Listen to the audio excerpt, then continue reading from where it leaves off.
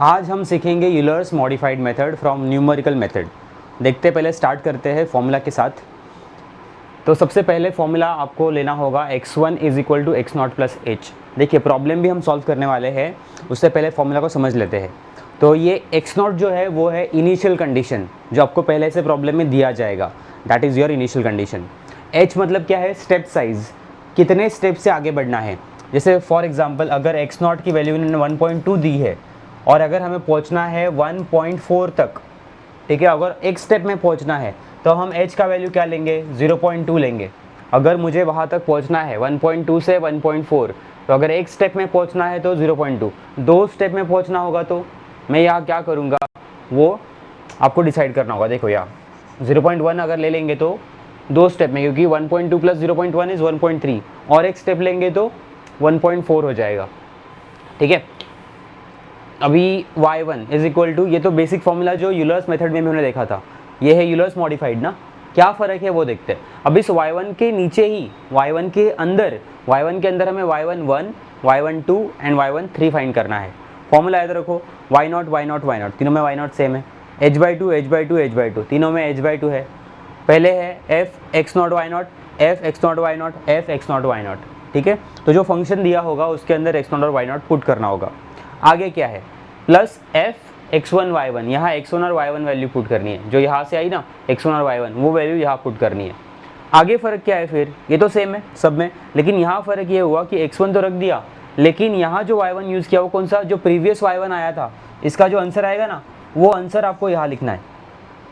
ठीक है, अब आगे अगर y13 करेंगे तो y13 कैसा होगा, y0 प्लस h/2, ये तो सेम रह गया, और यहाँ जो y12 यूज़ हुआ वो यहाँ यूज़ करना है। ठीक है, जो आंसर प्रीवियस में आएगा वो आगे में यूज़ करना है। इतना क्लियर है।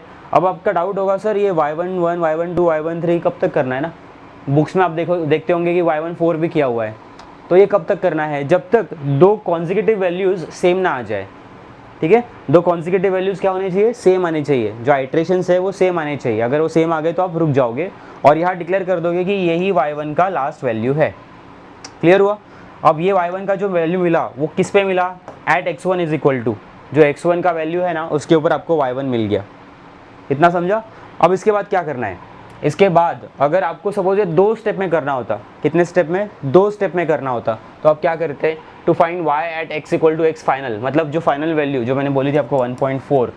ठीक है, और अगर दो स्टेप में जाएंगे, अगर मैंने स्टार्ट किया होता x0 इक्वल टू 1.2 से, h का वैल्यू लिया होता 0.2, और अगर फाइनल वैल्यू है 1.6, अगर वो बोलते हैं 1.6 तक जाओ, राइट, तो मैं क्या करूँगा, 1.6 तक जाने के लिए यहाँ पहला स्टेप हो गया x1 का, x1 की वैल्यू आ गई 1.4, राइट, तो मुझे और एक स्टेप करना है ना। तो अभी ये फाइनल जो लिखा है ये वाला फाइनल लिखा है मैंने यहाँ x फाइनल। ठीक है, तो ये वैल्यू फाइंड करनी है मुझे, y की वैल्यू एट दिस। तो x0 क्या लेंगे हम लोग, जो प्रीवियस आया ना वो वाला x0 हो जाएगा। ठीक है, तो ये अभी मेरी बन जाएंगी इनिशियल कंडीशंस।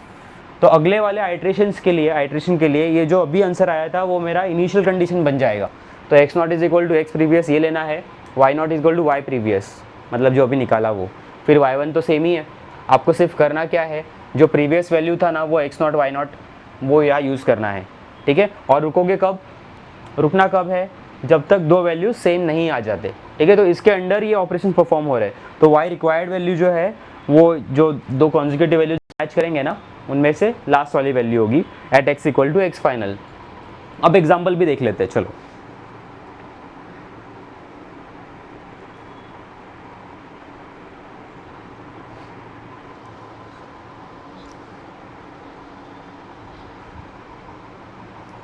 ओके, तो जैसे कि एग्जाम्पल आपके सामने है, इट इज़ dy/dx। तो ये जो dy/dx है यही फंक्शन है, this is function 2 plus root x y with x0 equal to 1.2, right. x0 की वैल्यू मतलब ये क्या दिया है, this is initial condition, and y0 क्या है 1.6403, ये इनिशियल कंडीशंस हो गई।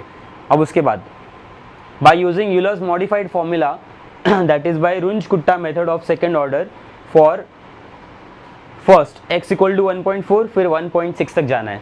तो आपका देखो 1.2 ये इनिशियल कंडीशन है, तो आपको दो स्टेप में जाना है, पहले 1.4 का भी आंसर निकालना है और 1.6 का भी निकालना है। तो h का वैल्यू क्या हो जाएगा, 0.2 हो जाएगा, जो हमने फॉर्मूला में देखा पीछे, राइट। तो इस तरह से ये देखिए ये फंक्शन है, तो dy/dx जो दिया जाता है वो f डैश नहीं आ गया, एफ डैश नहीं है, वो क्या है, वो फंक्शन है, एफ है, 2 + √xy, तो x0, y0 और h का वैल्यू हमने फॉर्मूला भी देखा था, ठीक है। तो इस तरह से आपको y1 के नीचे ही, y1 के अंदर y11, ये y12 है, उसके बाद y13 और y14, तो y14 तक क्यों आए, बिकॉज ये दोनों वैल्यूज़ अभी मैच कर रहे हैं, कॉन्जिक्यूटिव वैल्यूज़ मैच करने चाहिए, क्लियर है। उसके बाद का सेकेंड प्रोसेस, अभी y की वैल्यू एट 1.6 पे निकालनी है, एट x = 1.6, तो जो मेरा प्रीवियस वैल्यू था वो मेरा इनिशियल कंडीशन हो जाएगा। तो अभी ये देखो x0 की वैल्यू 1.4 हो गई, राइट, और ये मेरा y0 हो गया जो प्रीवियस आया था। फिर वापस फॉर्मूला लगाए, फिर y1 और x1 निकाला, और उसके बाद इस y1 के अंदर ही मैंने ये वैल्यूज़ फाइंड किए, y11, y12 एंड y13। अब ये दोनों वैल्यूज़ मैच कर रहे हैं, इसीलिए ये फाइनल आंसर होगा। So this is the required value of y at x = 1.6, जो कि फाइनल था, राइट। तो इस तरह से आपको प्रॉब्लम को अप्रोच करना है, क्लियर है। और कोई डिफ़िकल्टी हो तो definitely let me know, okay. चलिए, बाय बाय।